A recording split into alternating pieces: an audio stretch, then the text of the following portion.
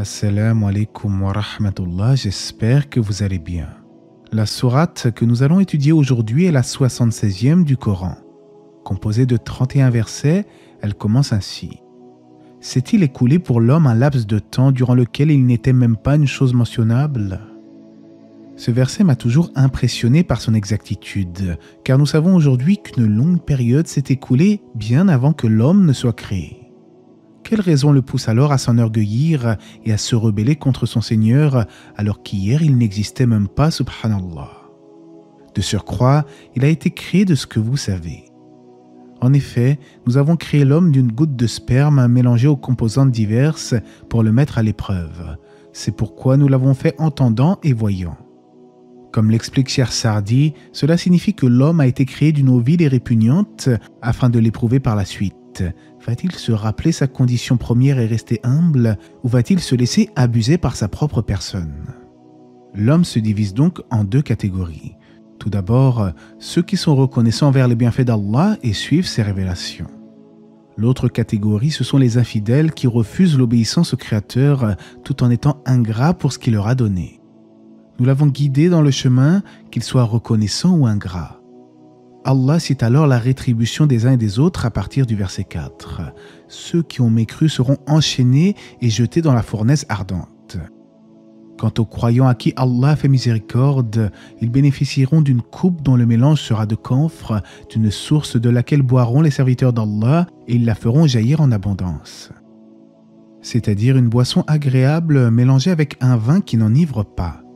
En effet, au paradis, il n'y aura aucune nuisance et aucun effet secondaire dans les aliments et la boisson. De plus, les bienfaits du paradis ne s'épuisent jamais, d'où le sens du verset qui nous dit qu'une source jaillira en abondance au bon gré des serviteurs d'Allah. Il en sera de même pour leurs maisons, leurs palais et toutes sortes d'habitations, ils en disposeront comme ils le voudront. Parmi les caractéristiques des croyants, Allah nous informe que ce sont ceux qui accomplissent leurs vœux et redoutent un jour où le mal s'étendra partout. Comme l'expliquent les exégètes, cela veut dire qu'ils accomplissent leurs obligations religieuses, de même que ce qu'ils s'imposent à eux-mêmes à travers un vœu pieux, c'est-à-dire ce avec quoi ils se sont engagés auprès d'Allah dans l'accomplissement d'un acte de bien. Ils redoutent un mal où le jour s'étendra partout, cela signifie qu'ils craignent Allah concernant le jour de la résurrection. Les croyants sont également les gens les plus généreux sur terre et offre la nourriture malgré son amour aux pauvres, à l'orphelin et aux prisonniers, disant « C'est pour le visage d'Allah que nous vous nourrissons, nous ne voulons de vous ni récompense, ni gratitude. » Ici, Allah fait l'éloge du croyant qui fait prévaloir l'amour d'Allah sur l'amour de ses biens. En effet, il dépense des biens qu'il chérit dans le sentier d'Allah, et cela en donnant par exemple aux pauvres, à l'orphelin ou aux prisonniers. Il ne souhaite en cela aucune reconnaissance humaine, mais il ne cherche que l'agrément de son Créateur. De plus, le croyant redoute le jour de la résurrection, mais Allah préservera ses serviteurs vertueux de tout mal, comme l'indique le verset 11. Il leur accordera plutôt la joie qui illuminera leur visage et leur cœur, ainsi que le paradis éternel. Allah donne ensuite quelques descriptions concernant les délices du paradis. Ceux qui y sont destinés seront vêtus de vêtements de soie, accoudés sur des divans et n'y voyant ni soleil ni froid glacial. En d'autres termes, la température sera stable, contrairement à celle de la vie sur terre.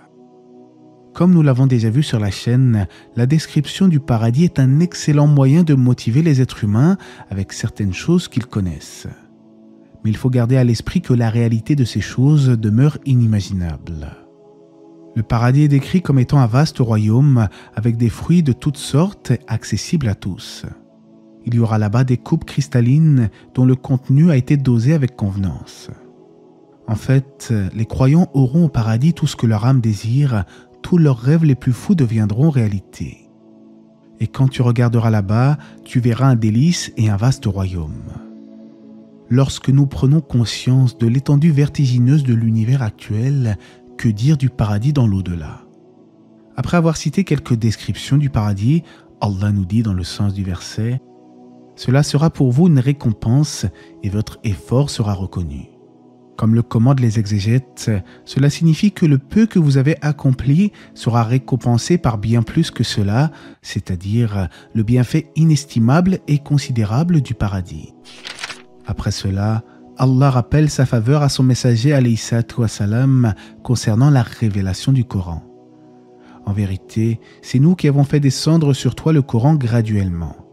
Endure donc ce que ton Seigneur a décrété et n'obéis ni aux pécheurs parmi eux, ni aux grands mécréants. Ces versets sont adressés aux prophètes. Endure ce que ton Seigneur a décrété et ne laisse pas les incroyants te détourner de la bonne voie. Puis Allah l'exhorte à l'invoquer et à effectuer la prière nocturne. Conséquemment, Allah blâme ceux qui n'en ont que faire de l'au-delà en disant « Ces gens-là aiment la vie éphémère, la vie sur terre, et laissent derrière eux un jour bien lourd, le jour du jugement. » Pourtant, et comme Allah nous le rappelle, c'est lui qui les a créés et a fortifié leur constitution, et il est certainement capable de les remplacer par d'autres créatures. Nous les remplacerons facilement par leurs semblables. Pour Ibn Ziyad et Ibn Jarir, ce verset signifie que si Allah le voulait, il les remplacerait par d'autres êtres humains.